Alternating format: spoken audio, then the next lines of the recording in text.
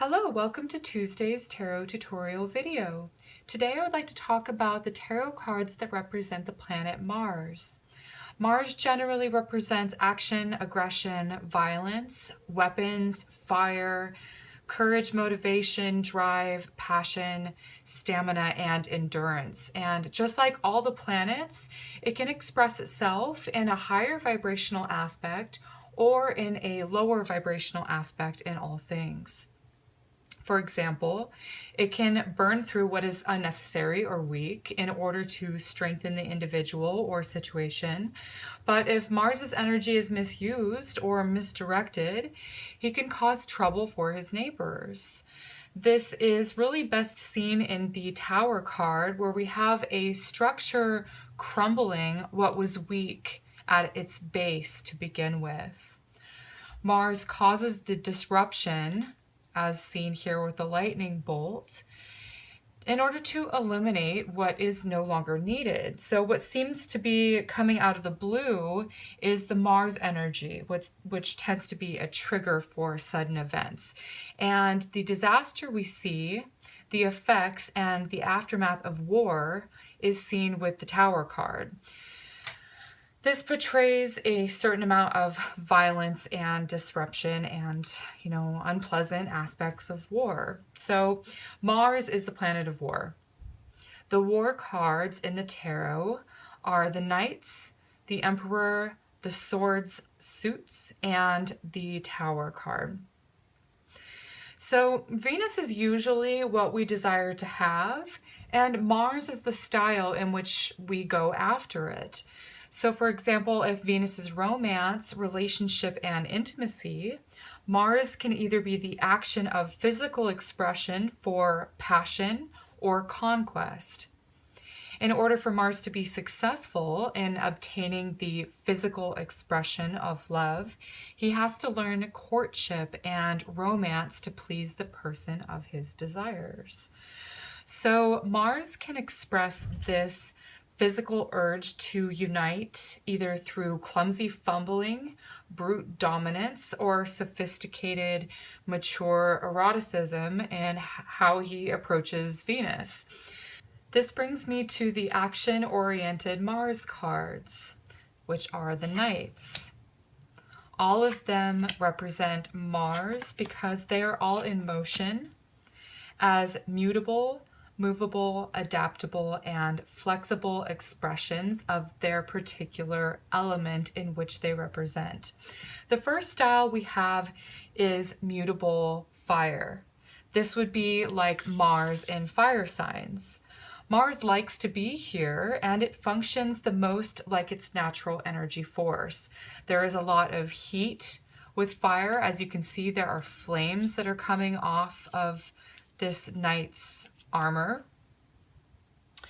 And there is a lot of energy, passion, and motivation to really get what it wants. And this knight is confident without being overbearing. So he doesn't overstay his welcome. And it can also be hot and passionate encounter with this type, right? So the second style that we have of Mars is movable air. This would be like Mars in air signs. This is like a wildfire that may be ungrounded and out of control. We fan the flames and the fire really spreads with this energy. So this knight likes to argue for the sake of winning and likes the thrill of challenging others. This can be the courageous expression of Mars who wants to fight on behalf of Venus, or unfortunately, it can be directed towards Venus to cause a fight because he's always looking for a cause to champion. So he can be a little too reckless and he tends to throw caution to the wind. The next style we have is mutable water. This would be like Mars in water signs. This either makes the fire of Mars fizzle or sizzle out. So there is a lot of steam and basically a little too much dream here. So this knight is like the Don Juan who knows how to court a woman with using his flattery and attention, but he can come and go with the tides. So the last style we have here is the movable earth, and this would be like Mars in earth signs. Mars is exalted in Capricorn, so it has a sense of knowing what to do, and it is focused, and the energy of Mars is used sparingly and accordingly. So there is not a lot of wasted energy here, as Mars likes to conserve its energy in earth signs for when it really counts. When he does move, though, he does move mountains for his partner. So the chief in general in charge here of military operations is the emperor. He wears red in connection to Mars, which is the red planet. And he sits on the throne, which is adorned by the ram's heads. This represents Aries, which is the planet that Mars, or the sign that Mars rules. So the emperor even has his suit of armor on under his robe, as you can see here, which indicates that he is ready for action and combat at really any time. So the emperor wouldn't be commander without an army, however. So these are the 4 knights that are the soldiers who fight and execute the emperor's orders. We already talked about the style in which they operate. They all serve a purpose, but for battle on the front lines, we definitely have the Knight of Swords energy. For strategy and undercover spies, we have the Knight of Wands that can sort of get in and get out, stealth and unnoticed. So for negotiation, we have the Knight of Pentacles, and for peaceful protests, we have the Knight of Cups. We also have the Chariot, which can be seen as a secondary war card. And this would represent a military vehicle that could be on land. We also see that there is water in the back of the card, so it could be through water as well, but it's any sort of vehicle that would be used in the military. This would actually be the mode of transit for each one of the knights, and it has a similar structure around it that the emperor has. It has sort of this solid rectangular structure that very much represents this war type energy. Although we won't spend time going deep into it in this video, the entire suit of swords are all considered war cards, because what would be a soldier without weapons? These are all different aspects of war. So the Ace of Swords is the physical weapon itself to be used in battle. The Two of Swords is the opposing sides that can't seem to come to any sort of agreement.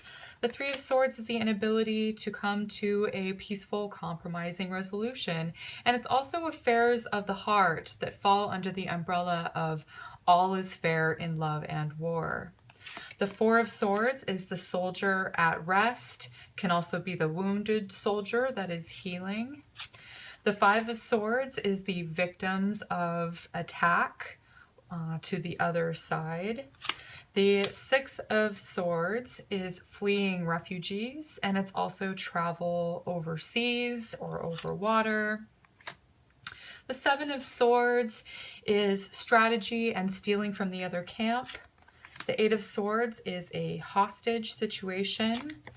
The Nine of Swords is pain, loss, and suffering as the result of war. And the Ten of Swords is death and murder. So none of the swords cards are really desirable to see in a reading, as they all represent pain of some sort, but they can also be read as mental obstacles to sort out. The Mars cards, as the Tower, the Emperor, and the Knights, can be animated by the poem Humpty Dumpty. So I'll go ahead and share that with you. Humpty Dumpty sat on a wall. Humpty Dumpty had a great fall. All the king's horses and all the king's men couldn't put Humpty together again. Thank you for watching this tutorial and for liking and sharing my videos and for subscribing to my channel.